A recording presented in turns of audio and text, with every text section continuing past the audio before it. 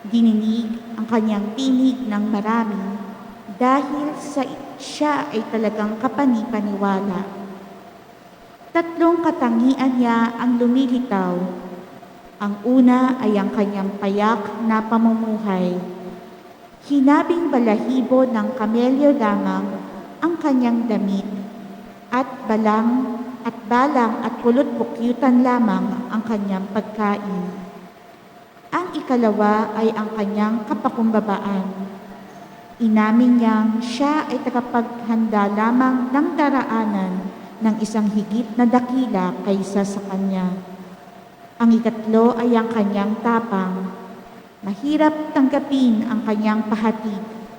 Kailangang tuwirin ng mga tao ang kanilang mga landas. Subalit, ipinahayag pa rin niya ito nang walang takot. Matularan nawa natin si Juan Bautista para tayo rin ay maging handang sumalubong sa Panginoon sa kanyang pagdating sa ating buhay. Tayo ngayon ay nagdiriwang ng ikalawang linggo sa banal na panahon ng pagdating ng Panginoon na may temang ang mabisang paghahanda sa pagdating ng Panginoon. Ang ating punong tagapagdiwang ay ang ating kura paroko, Reverend Father Gaudencio Carandang Jr. STB. Makisabay tayo sa pambungad na awit.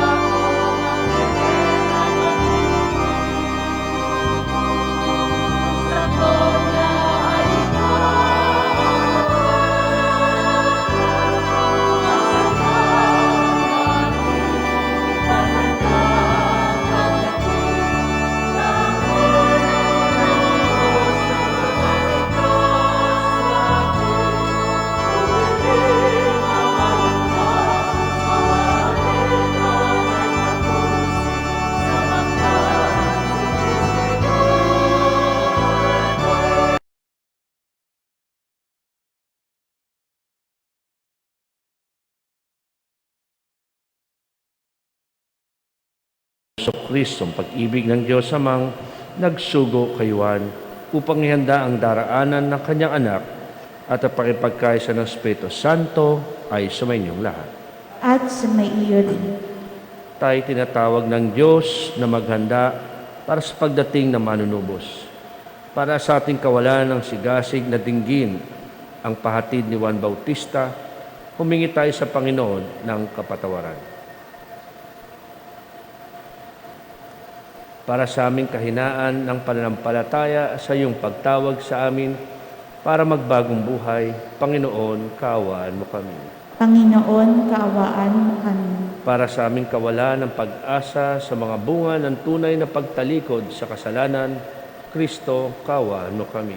Kristo, kaawaan mo kami. Para sa aming kakulangan ng pag-ibig sa iyo at sa aming kapwa upang maitawid ang daraanan na manunubos sa ating daigdig, Panginoon, kaawaan mo kami. Panginoon, kaawaan mo kami. Kaawaan tayo mga pangarihang Diyos, patawarin tayo sa ating mga kasalanan at patnubahin tayo sa buhay na walang hanggan. Amen. Manalangin tayo. Ama na'y makapangyarihan at mawain sa aming pagsulubong sa iyong anak, huwag mong ipahintulot na maging hadlang ang aming mga pinagkakaabalahan. Turuan nawa kami ng kanyang karunungan upang kami ay kanyang makapiling kasama mo at ng Espiritu Santo magpasawalang hanggan. Amen.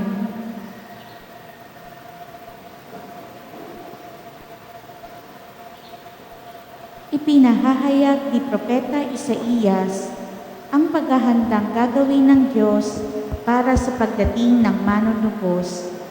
Siya ay magsusugo ng sisigaw sa ilang upang maituwid at gawing patag ang kanyang daraanan. Makiisa nawa tayo kay Juan Bautista sa masigasig na paghahanda ng daraanan ng Panginoon. Pagbasa mula sa aklat ni Propeta Isaías. Aliwin ninyo ang aking bayan, sabi ng Diyos. Aliwin ninyo sila. Inyong ibalita sa bayang Jerusalem na hinango ko na sila sa pagkaalipin, pagkat nagbayad na sila ng ibayo sa pagkakasalang ginawa sa akin. May tinig na sumisigaw, ipaghanda ang Panginoon ng daan sa ilang, isang patag at matuwid na lansangan para sa ating Diyos. Tambakan ang mga lambak, patagin ang mga burol at bundok, at pantayin ang mga baku-bakong daan. Mahahayag ang kaningningan ng Panginoon at makikita ng lahat. Siya mismo ang nagsabi nito. At ikaw, O Jerusalem, mabuting balita ay iyong ihayag. Ikaw, Sion, umakyat ka sa tuktok ng bundok. Ikaw ay sumigaw, huwag kang masisindak. Sabihin sa Huda, narito ang iyong Diyos. Dumarating ang Panginoong makapangyarihan, taglay ang gantimpala sa mga hinirang, at tulad ng pastol, yaong kawan niya ay kakalingain sa sariling bisig. Yaong mga tupay kanyang titipunin, sa kanyang kandungan ay pagyayamanin at papatnubayan ang tupang may supling. Ang salita ng Diyos. Salamat sa Diyos. Salmong tugunan. Pag-ibig mo'y ipakita, iligtas kami sa dusa. Pag-ibig mo'y ipakita, iligtas kami sa dusa. Aking naririnig magmula sa poon ang sinasalita. Sinasabi niyang ang mga lingkod niya'y magiging payapa. Kung mangagsisisi at di nababalik sa gawang masama, ang nagpaparangal sa pangalan niya'y kanyang ililigtas. Sa ating lupain ay mananatili ang kanyang paglingap. Pag-ibig mo'y ipakita, iligtas kami sa dusa. Ang pagtatapatan at pag-iibigay magdadaog palad. Ang kapayapaan at ang katwiray magsamang ganap. Sa balat ng lupay pawang magahari, yaong pagtatapat, at ang katarungan na may magahari mula sa itaas. Pag-ibig mo'y ipakita, iligtas kami sa dusa. Gagawing maunlad ng Panginoong Diyos itong ating buhay. Ang mga halaman sa ating lupai, bubungang mainam. Sa harapan niya, yaong magahari pawang katarungan, magiging payapat susunod ang madla sa kanyang daan. Pag-ibig mo'y ipakita, iligtas kami sa dusa. Hinihimok ni San Pedro ang mga Kristiyanong maging tunay na handa sa pagdating ng Panginoon. Lingid sa ating kaalaman kung kailan ito magaganap.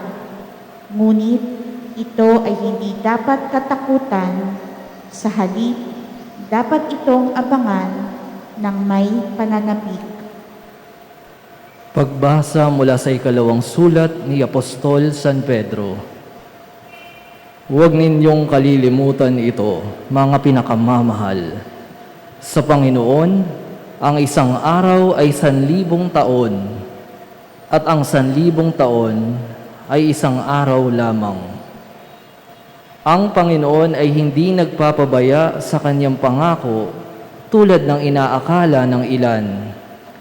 Hindi pa niya tinutupad ang pangakong iyon alang-alang sa inyo. Binibigyan niya ng pagkakataon ang lahat na makapagsisi at magbalik loob sa Diyos. sapagkat hindi niya nais na kayo'y mapahamak. Ngunit ang araw ng Panginoon ay darating na tulad ng isang magnanakaw. Sa araw na yaon, ang kalangitan ay biglang mapaparam na may nakapangingilabot na ugong. Matutupok ang araw, buwan at mga bituin, at ang lahat sa lupa ay malalantad. Yamang ganito ang magiging wakas ng lahat ng bagay. Italaga na ninyo sa Kanya ang inyong sarili at mamuhay ng ayon sa Kanyang kalooban, samantalang hinihintay ninyo ang araw ng Diyos. Magsikap kayong mabuti upang madali ang pagdating ng araw na iyon, araw ng pagkatupok ng kalangitan at pagkatunaw sa matinding init ng mga bagay na naroon. Ngunit ayon sa pangako ng Diyos, naghihintay tayo ng mga bagong langit at ng bagong lupa na pinaghaharian ng katarungan.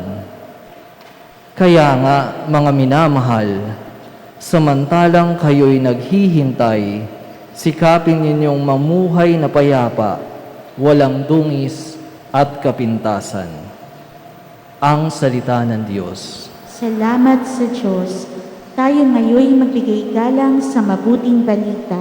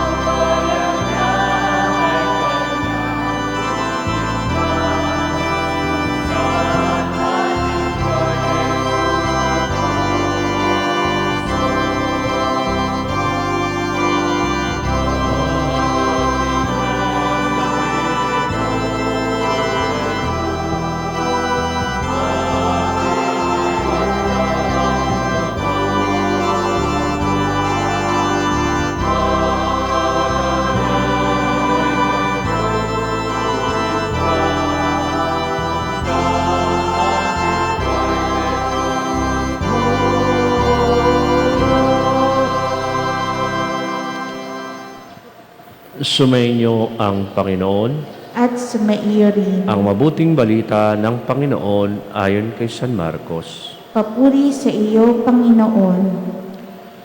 Ito ang mabuting balita tungkol kay Jesucristo na anak ng Diyos. Nagsimula ito nang matupad ang hula ni Propeta Isaías. Narito ang sugo ko na aking ipadadalang mauna sa inyo. Ihanda niya ang inyong daraanan. Ito ang sabi ng isang sumisigaw sa ilang. Ihanda ninyo ang daraanan ng Panginoon, tuwirin ninyo ang kanyang mga landas. At dumating nga sa ilang si Juan, nagbibinyag at nangangaral. Sinabi niya sa mga tao, pagsisihan niyo talikdan ang inyong mga kasalanan, at pabinyag kayo upang kayo patawarin ng Diyos. Halos lahat ng taga-Judea at taga-Jerusalem ay pumunta kay Juan upang makinig. Pinahayag nila ang kanyang mga kasalanan at sila'y bininyagan niya sa ilog Jordan. Hinabing balahibo ng kamelyo ang damit ni Juan at balat ang kanyang pamigkis. Ang kanya namang pagkain, balang at pulkyutan. Lagi niyang sinasabi sa kanyang pangaral, darating na kasunod ko ang isang makapangyarihan kaysa akin, ni hindi ako dapat magkalag ng tali ng kanyang mga panyamak. Binibinyagan ko kayo sa tubig, ngunit bibinyagan niya kayo sa Espiritu Santo. Mga kapatid, ang mabuting balita ng Panginoon. Pinupuri ka namin, Panginoong Hesukristo.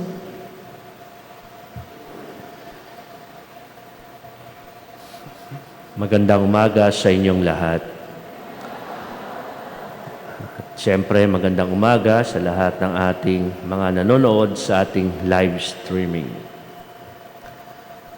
Alam natin kung gaano kahalaga ang magandang daan. Alam natin ang perwisyo na inibibigay ng isang daang sira-sira bako-bako, hindi maayos.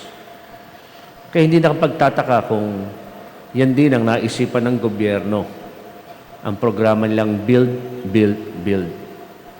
Alam naman natin kung paano maging maginhawa, mabilis ang ating mga biyahe mula nang inayos ang ating mga sasakyan o rather ang ating mga daanan. Masarap magbiyahe kapag maayos ang daan. 3 taon din akong na-assign sa Bicol, sa Naga City. At buwan-buwan noon, ako'y umuwi para bistahin ang nanay ko at humingi ng mga ayuda, mga anong pwedeng dalhin bilang tulong sa amin na sasakupan sa Naga. At isa talagang ikinaiinis ko ay napakahaba na ng biyahe at napakarami pang mga daang sira-sira na lalong nagpapatagal sa iyong biyahe.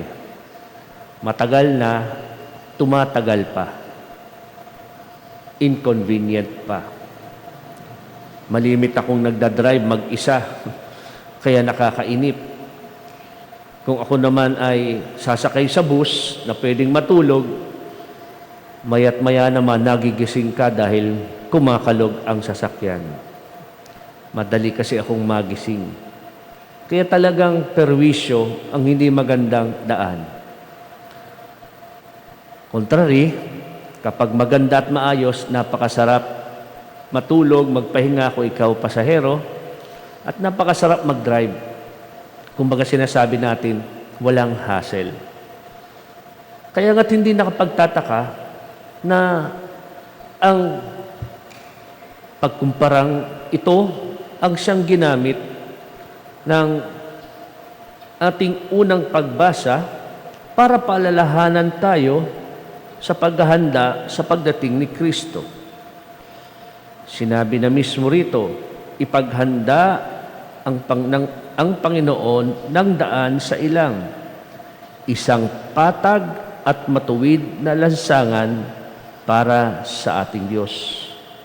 Tambakan ang mga lambak, patagin ang mga burol at bundok, at pantayin ang mga bako-bakong daan.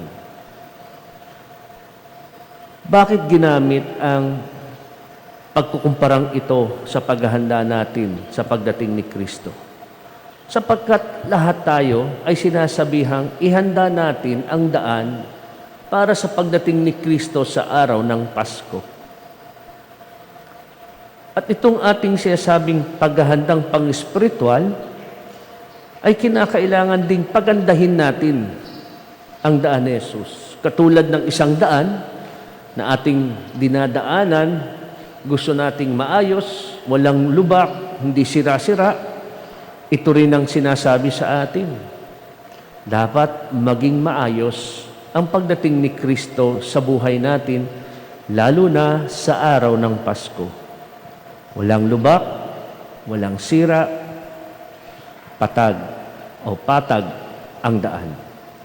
Ibig sabihin, tayong lahat ay hinihimok na tingnan ang ating mga sarili. Meron ba tayong mga dapat ayusin sa buhay natin para masabi nating patag ang lahat? Sabi nga nila, ang mga bundok at burol ay mga sagisag na mga bagay na maaring nagiging hadlang. Hadlang para sa anumang nangyayari sa buhay natin na alam nating nagiging sagabal upang tayo'y maging mabuting Kristiyano. Ito ang sinasabi sa atin ng ating mga pagbasa at paghihikayat na hinihingi sa ating lahat ngayon. Tingnan natin kung paano tayo ay magiging mabuting mga alagad ni Jesus, mga anak niya, sa pagdating niya sa pamagitan ng pag-aayos ng ating buhay. Ano nga bang hinihingi sa atin sa ating pag-aayos? Sa Ebanghelyo, ginamit ang napakagandang halimbawa ni Juan Bautista. Napakaganda na nga ng sinabi sa ating introduction. Ano nga ba ang mabisang paghahanda sa pagdating ng ating Panginoon? Walang iba kundi tignan natin ang magandang pinakita ni Juan Bautista. Ano ang sinabing magandang nakikita sa kanya? Una, ang kanyang payak na buhay. Nasa pandemya tayo. Naging payak ba? Naging simple ba ang buhay natin? Naging simple dahil pinilit tayo ng pandemyang itong maging simple ang buhay natin? Ganun ba yun? Hindi ba pwedeng maging choice natin? Choice ang mamuhay ng payak. Iba kasi yung magiging simple ako, hindi na ako manonood ng sine, hindi masyado gagala, magtitipid, bibili na lang ng mga kailangan na lang o tinatawag natin ngayong essentials. Iba yon kapag pinili mo. At iba yon kapag pinilit sa'yo ng sitwasyon. Gusto ko manood ng sine, hindi naman pwede. Gusto ko mamasyal, pumunta sa resort, mag-swimming, hindi naman pwede. Gusto ko magmuli ng magagandang damit, wala naman akong pupuntahan para saan yung magagandang damit. Sa madaling salita, pinuwersa ka ng sitwasyon. Hindi ito ang gusto ng ating simbahan na paghahanda sa pagdating ni Kristo. Hindi yung bumabait ka kasi wala naman akong pwedeng gawin papakabait na lang ako. Ang kaligtasan is a matter of choice. Ang buhay na gusto natin, it's a matter of choice. Pinipili mo yan. Katulad kayo. Pwede naman kayong hindi magsimba physically. Pero choice nyo magpunta dito. At mas okay yun. Bakit? Kasi mas may effort. Of course, hindi ko minamaliit yung mga nag-o-online. Siyempre, yung iba talagang hindi pwede dahil may mga alagang bata, hindi pwedeng isama. Pero ang sinasabi ko, ang inyong pagdating dito, no? Ikukumpara natin sa mga taong may choice naman din katulad nyo na magpunta, pero nagpunta kayo, mas angat kayo. Kasi pinili nyo isang bagay na ginusto nyo. Ito ang hinihingi sa atin. Si San Juan Bautista, pinili niya by choice ang simpleng pamumuhay. At hindi lang yun. Sinabi nga rito, anong magandang tingnan sa kanya? Ang kanyang kapakumbabaan. Again, it's a matter of choice. Bakit? Kasi pwede siyang maging mayabang. Pwede niyang sinabing, imagine nyo, una, kamag-anak ko, si Jesus. Yung sikat na yon. O di ba ganyan tayo? Pag may isang taong sikat, kilala, ay kaibigan ko yan, ay kamag-anak ko yan, ay best friend ko, ay close ko yan. Di ba? Ginamit niya ba yon? Hindi. Higit sa lahat, pwede niyang ipagyabang at sabihin, ako ang tanging nag-iisang pinili para ihanda ang pagdating ni Kristo. Hindi, walang ganon. Siya'y naging simple at naging mapagkumbaba. Pwedeng magyabang. Pero piniling maging tahimik. At ito'y maganda ring tanungin sa ating sarili. Tayo ba ay nagpapalamon din sa yabang? Dahil tayo'y mas angat sa iba? Dahil mas maganda ang sitwasyon natin sa iba ngayon? Nagyayabang ka ba? Dahil ba mas may galing ka kaysa doon sa iba? Nagyayabang ka? Anong klaseng pagyayabang meron tayo? Ito ba'y pagyayabang patungkol sa ating sarili't kakayahan? O pagyayabang dahil tayo sumusunod sa ating Panginoon? Kaya nga magandang tingnan natin ito. Sabi nga rito, ang huling-huling magandang tingnan sa Kanya ay ang Kanyang tapang. Sapagkat ang hinihingi sa atin ngayon ay hindi lang ayusin mo buhay mo. Hindi. Tulungan mo rin ang iba na ayusin ang buhay nila. At hindi madali yun. Kung kaya't kinakailangan natin ng tapang. Si Juan Bautista, marami bumabati ko sa kanya. Pero naging matapang siya. Naging matibay siya, hindi dahil mayabang siya. Pakialam ko sa inyo, hindi niyo ako mababagsak. Hindi niyo ako maapakan, kahit sino pa kayo.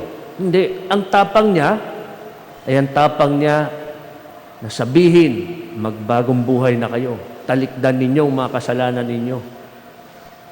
Ang tapang niya ay ang paglaban sa anumang sitwasyon na maaring pumigil na mapalaganap niya ang mabuting balita. Kung kaya't ito rin ang hinihingi sa atin ngayon. 2 kandila na ang nasisindihan.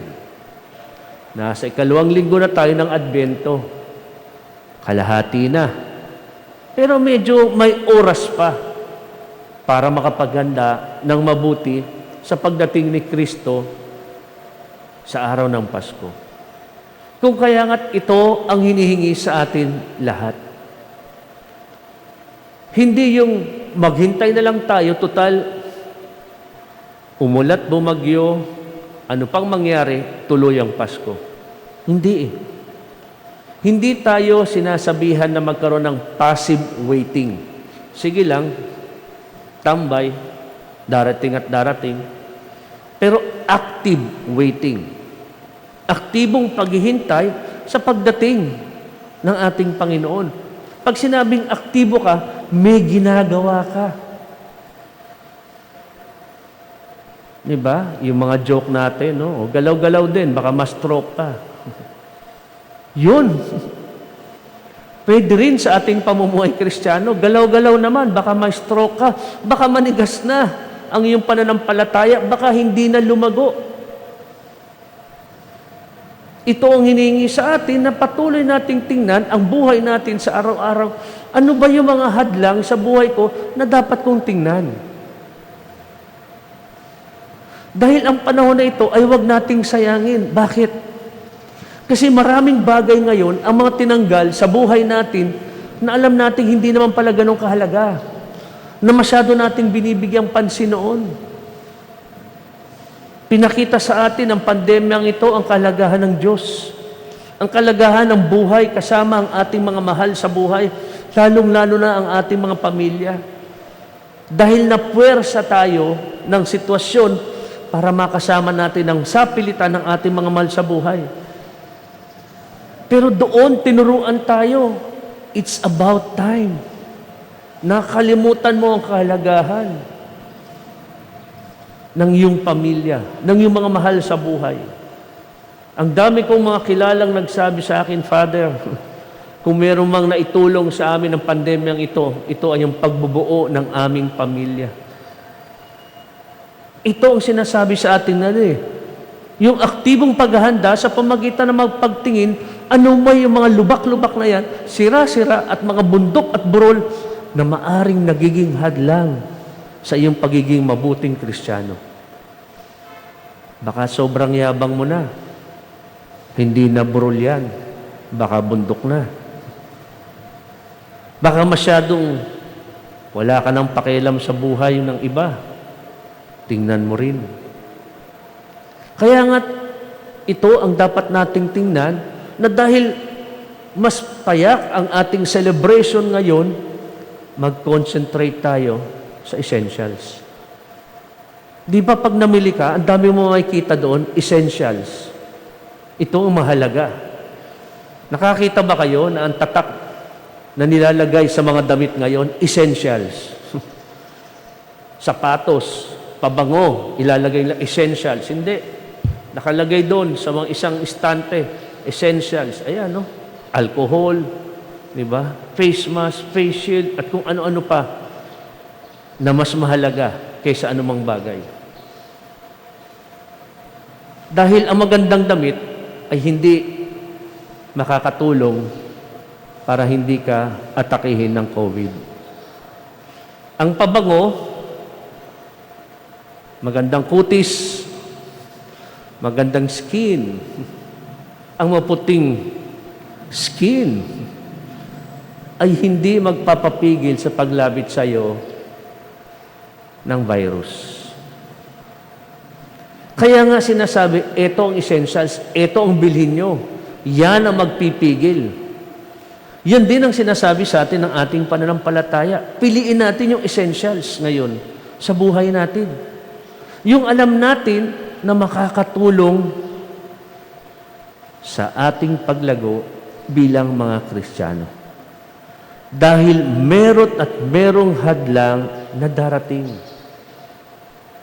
At ang demonyo, mas lalong naghihigpit ng gusto dahil alam niyang maraming nagbabalik loob, nadadala dahil sa pandemyang ito, sa pagbalik loob at pagsisisi.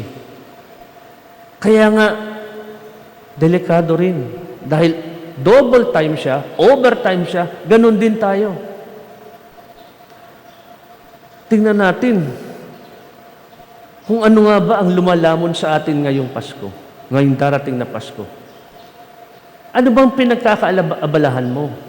Wala ka na ngang Christmas parties. Wala nang caroling. Wala nang mga special events. Wala nang Christmas lights na show na mapapanood natin ng basta-basta. Wala na masyadong mapapasyalan. Mas mahigpit pa rin.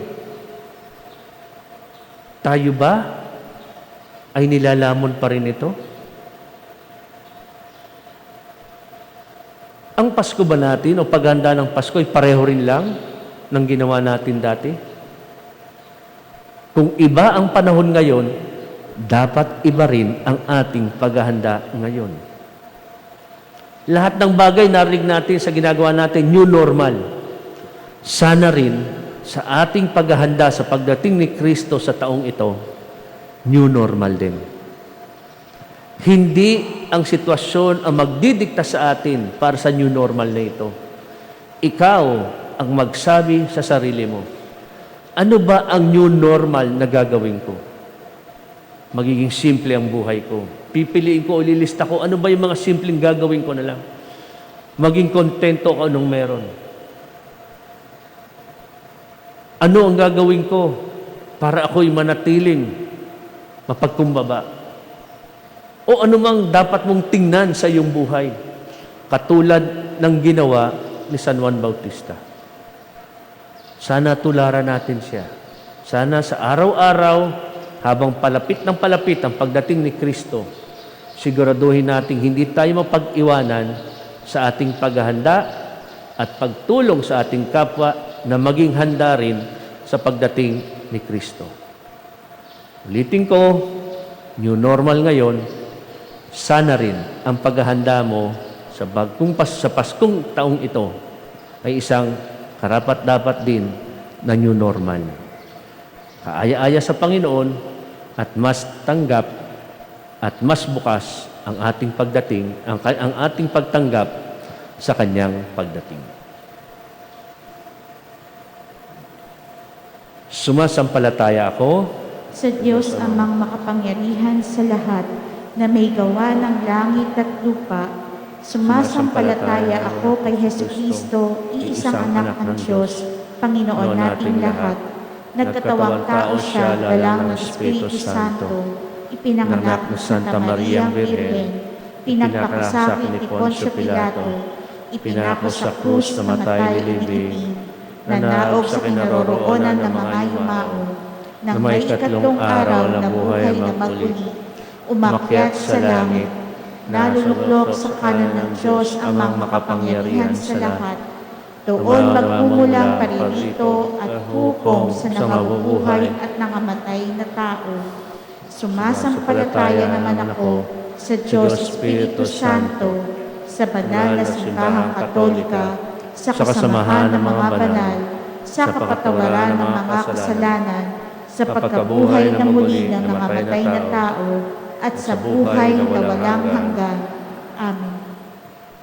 Tayong lahat ay tinawag ng Diyos na maghanda para sa pagdating ng manunubos.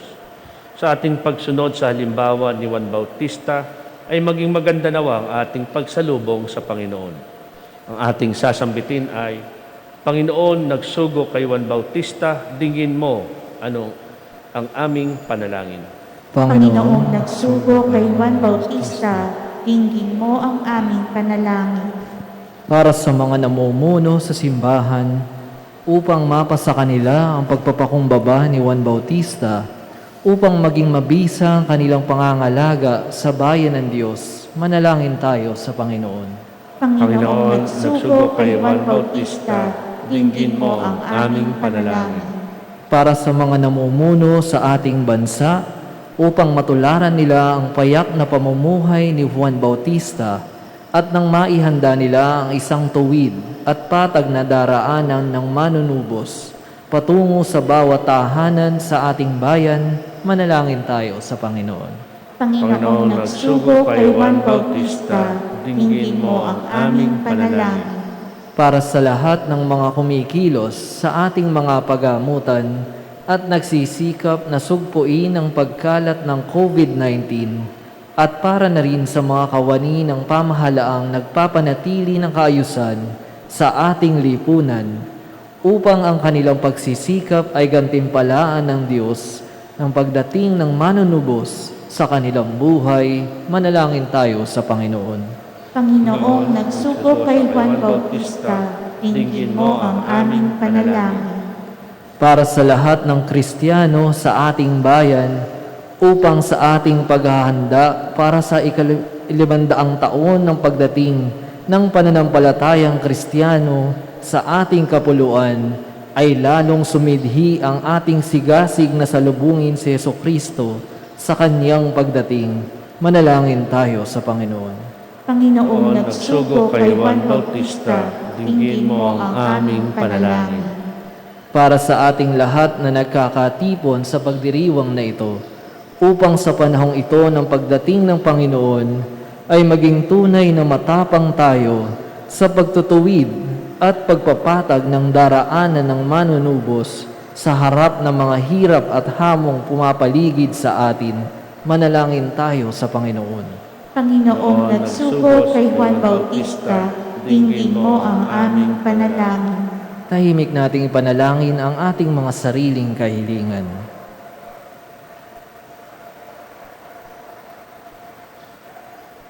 Manalangin tayo. Panginoong nagsugo kay Juan Bautista, dinggin mo ang aming panalangin. O Diyos na aming Ama, isinugo mo si Juan Bautista upang maghanda ng isang bayang sabik sa pagdating ng manunubos. Ibuhos mo sa amin ang handog ng iyong banal na Espiritu upang mapasa amin ang pagpapakumbaba, payak na pamumuhay at tapang na aming kinakailangan para sa magandang pagsalubong sa iyong anak, sa Kristong aming Panginoon. Amen.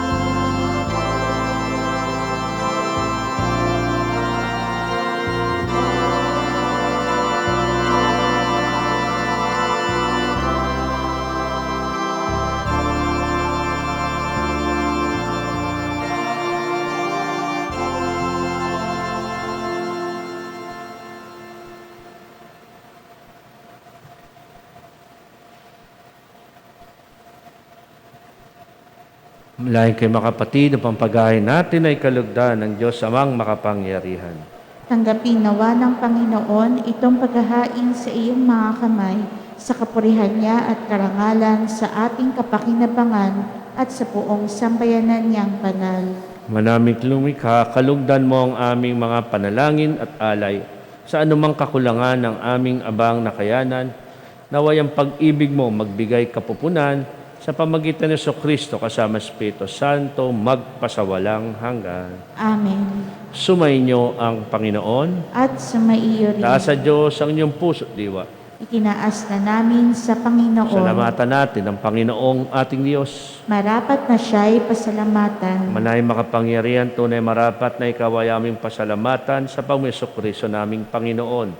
Siya'y isinugo mo upang matupad ang iyong magandang balak para sa lahat. Hindi niya ikinahiyang mamuhay ng mahirap upang mapakisamahan niya kaming matapat. Siya'y naging hindi na iba sa amin upang maitampok niya kami sa iyong piling.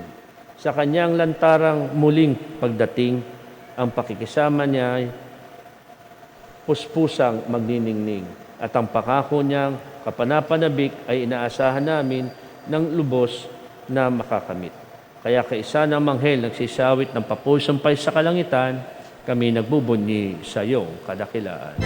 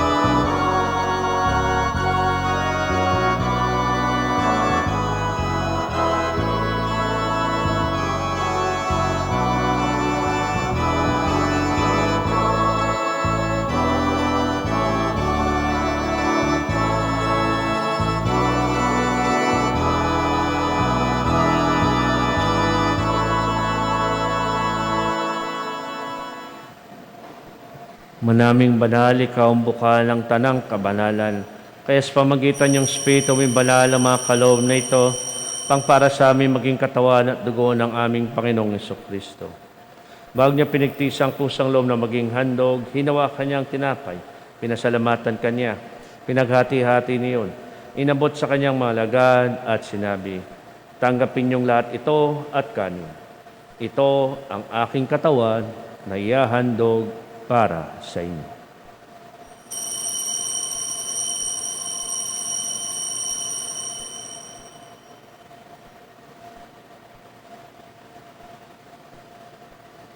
Gayun din naman matapos ang hapunan, hinawakan niya ang kalis, muli kanyang pinasalamatan. Inabot niya ang kalis sa kanyang mga lagad at sinabi, tanggapin niyong lahat ito at inumin. Ito ang kalis ang aking dugo, ng bagot walang hanggang tipan. Aking dugo ni bubos para sa inyo at para sa lahat sa kipagpapatawad ng mga kasalanan. Gawin niyo to sa pag-alaala sa akin.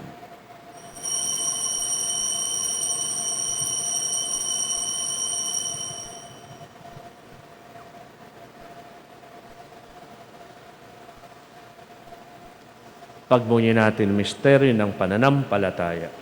Si Kristo ay namatay, si Kristo ay nabuhay, si Kristo ay babalik sa wakas ng panahon.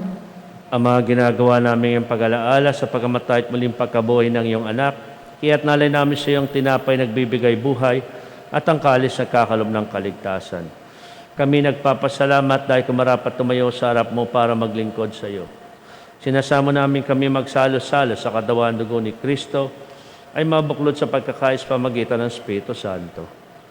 Ama, lingapin mo yung simbahang laganap sa buong daigdig. Puspusin mo kami sa pag-ibig. Kaysa ni Francisco naming Santo Papa, ni Broderick naming tagapangasiwat ng Tanang Kapangarayan. Lahanin mo rin mga kapatid naming nahimlay na may pag-asang sila'y muling mabubuhay. Gayun din lahat ng mga pumanaw. Kawa mo sila at patuloyin sa iyong kaliwanagan. Kawa ng pagdapating kaming lahat na makasalo sa iyong buhay na walang wakas. Kaysa ng mga Birhen Maria ng Diyos, kaysa ng kabiyak na puso niya si San Jose, kaysa ng mga apostol, kaysa ni Juan Bosco, at ng lahat ng mga banal na mo'y saigdig ng kalugulugod sa iyo, may pagdiwang na yung pagpuris kararangal mo sa pamagitan ng anak naming Panginoong Heso Kristo. Sa pamamagitan ni Kristo, kasama niya at sa Kanya, ang lahat ng parangal at papuri ay sa iyo, Diyos Ama, makapangyarihan, kasama ng Espiritu Santo, magpasawalang hanggan.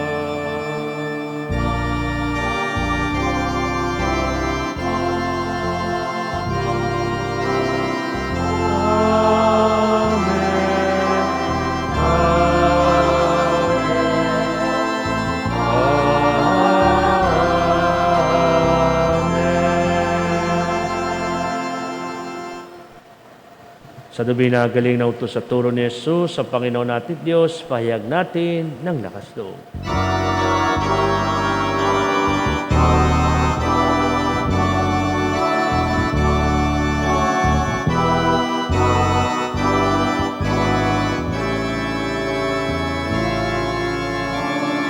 Nanging sumasalang ka, sambahin ang ngalan mo,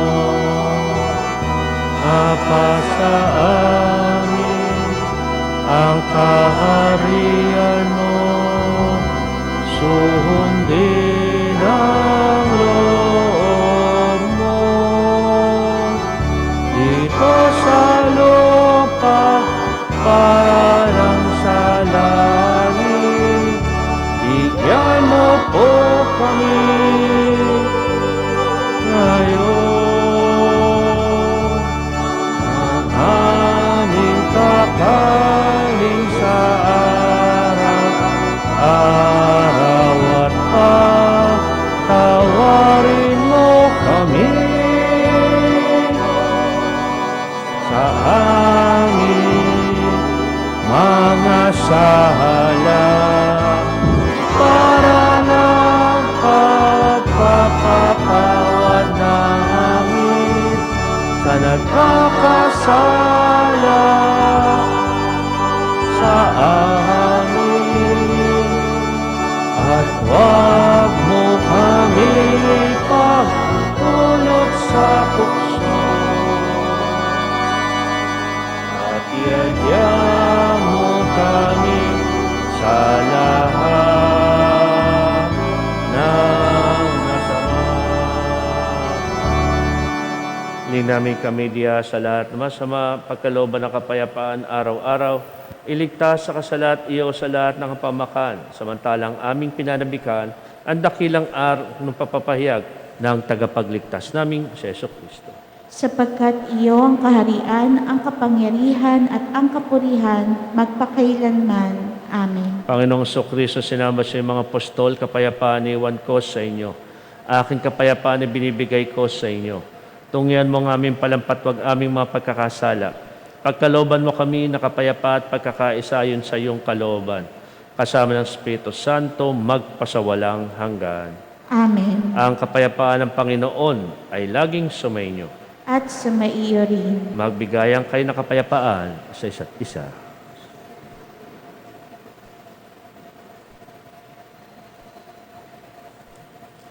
Kordero ng Diyos na nag-aalis ng mga kasalanan ng sanlibutan, maawa ka sa amin. Kordero ng Diyos na nag-aalis ng mga kasalanan ng sanlibutan, maawa ka sa amin. Kordero ng Diyos na nag-aalis ng mga kasalanan ng sanlibutan, ipagkaloob mo sa amin ang kapayapaan. Itong kordero ng Diyos sa nag-aalis sa makasalanan sa libutan, mapalad tayong nanyahan sa kanyang piging. Panginoon, hindi ako karapat-dapat na magpatuloy sa iyo, ngunit sa isang salita mo lamang ay gagaling na ako. Katawan ni Kristo, Amen.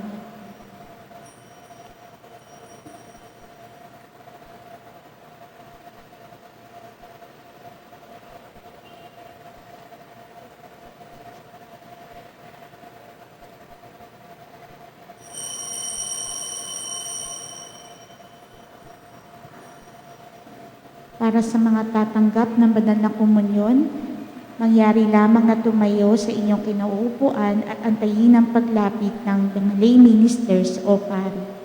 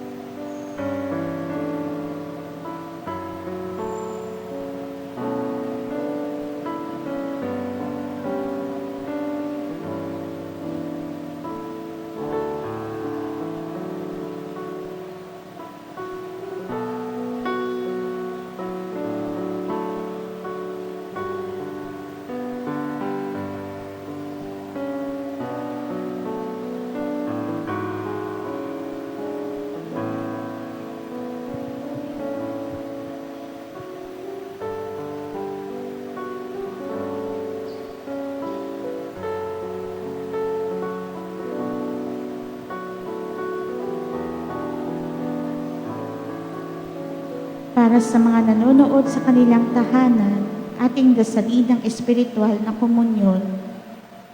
Mahal kong Jesus, nananampalataya akong ikaw ay nasa kabanal-banalang sakramento. Minamahal kita sa lahat at nagnanais akong tanggapin ka sa aking kaluluwa. Bagamat hindi kita matatanggap bilang isang sakramento sa ngayon, naway bumisita at manatili ka sa aking puso. Niyayakap ko ang iyong presensya at nakikipagkaisa ang buong pagkatao ko sa iyo. Huwag mo sanang hayaang mawaglit ako sa iyong piling. Amen.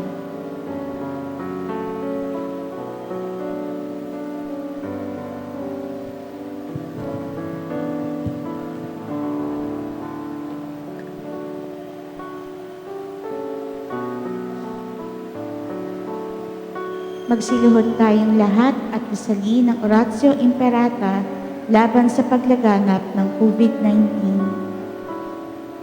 Makapangyarihan at mapagmahal na Ama, nagsusumamo kami sa iyo upang hilingin ang iyong patnubay laban sa COVID-19 na nagpahirap sa marami at kumitil na ng mga buhay. Gabayan mo ang mga dalubhasang na atasan na tumuklas ng mga lunas at paraan upang ihinto ang mga paglaganap nito. Patnubayan mo ang mga lumilingap sa may sakit upang ang kanilang pagkalinga ay malakipan ng husay at malasakit. Itinataas namin ang mga nagdurusa, makamtan nawa nila ang mabuting kalusugan. Lingapin mo rin ang mga kumakalinga sa kanila. Pagkamping mo ng kapayapaang walang hanggan ang mga pumanaw na. Pagkalooban mo kami ng biyaya na magtulong-tulong tungo sa ikabubuti ng lahat. Bukawin sa amin ang pagmamalasakit sa mga nangangailangan.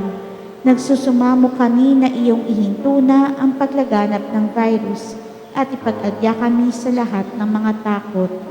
Hinihiling namin ito sa pamamagitan ni Jesucristo na nabubuhay at naghaharing kasama mo at ng Espiritu Santo, iisang Diyos, magpasawalang hanggan. Amen.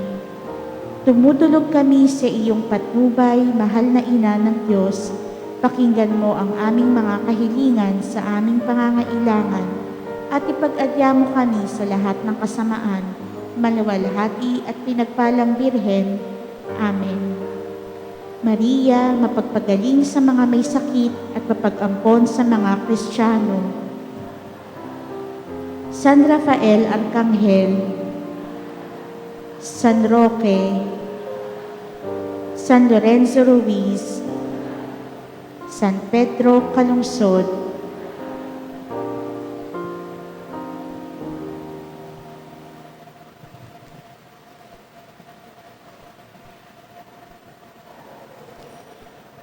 Manalangin tayo.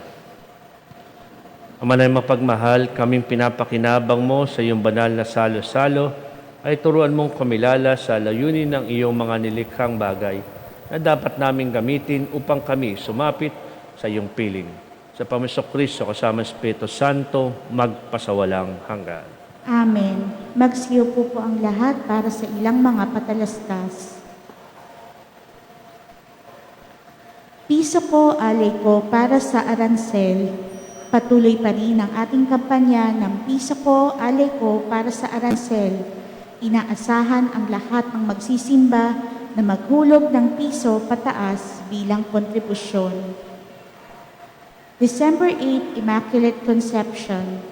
Ang schedule ng ating misa sa darating na ika-8 ng Disyembre, kapistahan ng Immaculada Concepcion, ay ika-6 at ika-10 ng umaga at ika-8 na ika-6 ng gabi. Libreng kasal. Sa mga kasal sa huwes at patagal nang nagsasama ng hindi pa kasal, maaari na po magpalista sa opisina ng parokya upang malaman na rin ang mga dokumento na dapat ihanda at deadline ng pagpapasa nito para sa libreng kasal ng ating parokya. Magkakaroon po ng 50% discount sa mga nagnanais na magpakasal ng solo wedding sa taong 2021 hanggat may pondo ang parokya. Alay Parol. May nakalaan na lamesa sa labas ng simbahan sa mga nais bumili ng parol na maaari ninyong mailagay sa inyong bahay at pwede ring mailagay sa loob ng simbahan bilang dekorasyon sa nalalapit na Kapaskuhan. TVET Registration. Malugod po naming ipinapaalam sa inyong lahat na patuloy pa rin ang registration para sa mga gustong mag-aral sa Don Bosco TVET. Bukas ang Registrar's Office simula Lunes hanggang Biyernes sa ganap na ika-8 at kalahati ng umaga hanggang ika-4 at kalahati ng hapon. Online concert. Malugod po namin kayong inaanyayahan na manood ng online concert ni City Navarro, ang Bossa Nova Diva, at ito ay mapapanood sa ating FB page ngayong linggo, ika-6 ng Disyembre sa ganap na ika-7 ng gabi. Ukay-ukay. Mayroon po tayong ukay-ukay ngayong ika-6 ng Disyembre mula ika-8 ng umaga hanggang ika-12 ng tanghali, at ito ay ginaganap ngayon sa Don Bosco Gymnasium. Ang malilikom na pondo ay isang malaking tulong para sa pangangailangan ng ating parokya. Suportahan po natin ito. Maraming salamat po.